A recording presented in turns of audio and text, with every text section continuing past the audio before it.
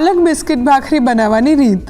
સૌપ્રથમ પાલકને સાંતળવા માટે એક પેનમાં ઘી ગરમ કરી જીરું, હિંગ, આદુ મરચાંની પેસ્ટ અને પાલક લઈ મિક્સ કરી મીઠું ઉમેરી સાંતળી લો। પછી કણક બાંધવા માટે તાસમાં ઘઉંનો ઝીણો લોટ, ઘઉંનો કરકરો લોટ, તલ, મીઠું, હળદર, ધાણા જીરું, અજમો અને ઘી લઈ બરાબર મિક્સ કરી લો। પછી તેમાં સાંતળેલી પાલક ઉમેરી સરસ રીતે મિક્સ કરી થોડું થોડું પાણી ઉમેરતા જઈ મિક્સ કરી કઠણ એવી કણક બાંધી લો। પછી કણકને ઢાંકી 15 થી 20 મિનિટ માટે રેસ્ટ પર મૂકો। રેસ્ટ આપી દીધા બાદ કણકને મસળી લૂવો લઈ વણી લો। પછી કટરથી કટ કરી ભાખરી તૈયાર કરી લો। આ જ રીતે બીજી ભાખરી તૈયાર કરી તવા પર મૂકી બંને બાજુથી થોડી શેકી લો। પછી તેલ લઈ બંને બાજુથી બદામી ભાત પડે ત્યાં સુધી શેકી ભાખરી તૈયાર કરી લો।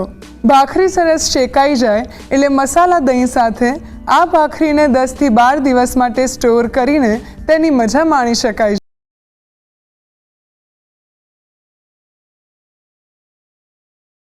મેથી મસાલા ભાખરી બનાવવાની રીત। સૌપ્રથમ ભાખરીનો મસાલો બનાવવા માટે મિક્સર જારમાં કોથમીર, લીલા મરચાં, લસણ, આદુ, જીરું, સૂકા ધાણા, વરિયાળી, તલ અને મીઠું ઉમેરી ક્રશ કરી મસાલો તૈયાર કરી લો। કણક બાંધવા માટે મેથીની ભાજીને સમારી લો। પછી તાસમાં ઘઉંનો લોટ, મીઠું, હળદર, ધાણા જીરું, હિંગ, સંચળ પાવડર, રવો, બેસન, તેલ, સમારેલી મેથીની ભાજી અને તૈયાર કરેલો ભાખરીનો મસાલો ઉમેરી બરાબર મિક્સ કરી લો। ત્યારબાદ તેમાં થોડું થોડું પાણી ઉમેરતા જઈ મિક્સ કરી કણક બાંધી લો। પછી તેલથી કેળવી ઢાંકીને 15 થી 20 મિનિટ રેસ્ટ પર મૂકો। રેસ્ટ આપી દીધા બાદ કણકમાં થોડો ઘઉંનો લોટ લઈ ફરી મસળી લુવા કરી અટામણ લઈ ભાખરી વણી લો। પછી ભાખરીને તવા પર લઈ તેલ લઈ આવી રીતે દબાવતા જઈ ભાખરીને બંને બાજુથી શેકી લો। ભાખરી સરસ શેકાઈ જાય એટલે તેને મસાલા દહીં સાથે સર્વ કરો। જીરા ભાખરી બનાવવાની રીત। પહેલા એક વઘારિયામાં જીરું લઈ શેકી તાસમાં લઈ ઘઉંનો લોટ અને મીઠું ઉમેરી મિક્સ કરી તેલ ઉમેરી સરસ રીતે મિક્સ કરી લો। પછી થોડું થોડું પાણી ઉમેરતા જઈ મિક્સ કરી થોડી કઠણ કણક બાંધી પાણીવાળો હાથ કરી થોડી વાર મસળી લો। ત્યારબાદ કણકને ઢાંકી 5 થી 10 મિનિટ માટે રેસ્ટ આપી દો। રેસ્ટ આપી દીધા બાદ કણકને તેલ વડે કેળવી લૂવો લઈ વણી કટરથી કટ કરી પછી કાપા પાડી ભાખરીને તવા પર મૂકી આ રીતે દબાવતા જઈ ગુલાબી ભાત પડે ત્યાં સુધી સરસ રીતે શેકી લો। પછી ભાખરી પર ઘી લગાવી દો। આ જ રીતે બીજી ભાખરી તૈયાર કરી ચા સાથે સર્વ કરો તો તૈયાર છે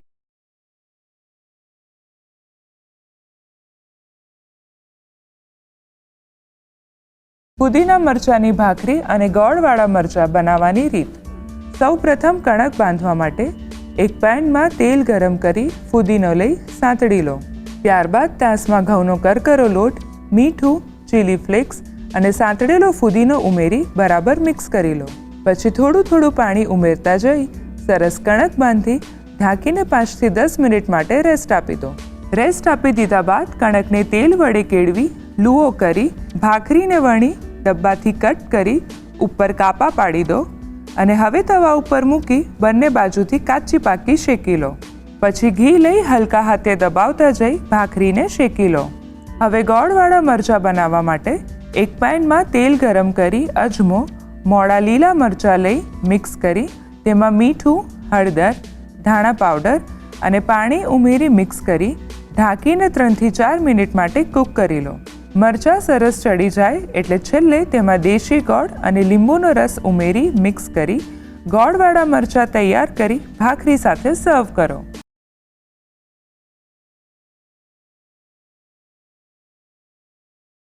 મલ્ટીગ્રેન ભાખરી અને કાકડી કેળાનું રાયતું બનાવવાની રીત।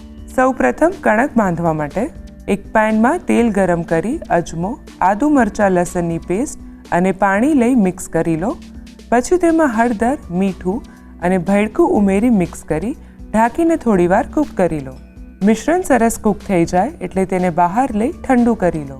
મિશ્રણ ઠંડુ થઈ જાય એટલે તેમાં ઘઉંનો લોટ અને બાજરીનો લોટ ઉમેરી બરોબર મિક્સ કરી સરસ રીતે કણક બાંધી લો। પછી કણકને તેલ વડે કેળવી એક સરખા લુવા કરી લો।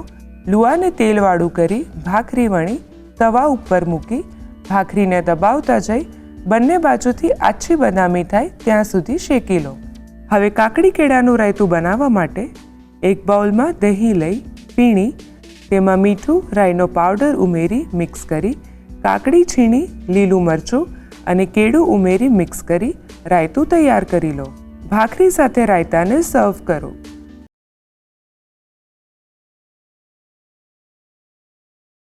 દૂધની મીઠી ભાખરી બનાવવાની રીત. સૌપ્રથમ તાસમાં ઘઉંનો લોટ, રાજગરાનો લોટ, તલ, મીઠું અને તેલ ઉમેરી મિક્સ કરી મુઠ્ઠી પડતું મોણ લઈ દૂધ ઉમેરતા જઈ સરસ મિક્સ કરી કઠણ કણક બાંધી લો. પછી કણકમાંથી લુઓ લઈ વણી કટરથી કટ કરી ભાખરી કરી લો. પછી ભાખરીને તવા પર મૂકી થોડી શેકી લો. પછી આ રીતે દબાવતા જઈ આછી બદામી ભાત પડે ત્યાં સુધી શેકી ભાખરી તૈયાર કરી લો. પછી ભાખરી પર ઘી લગાવી ઉપર ખાંડનો પાવડર છાંટી મરચાંના અથાણા સાથે સર્વ કરો તો તૈયાર છે ટેસ્ટી દૂધ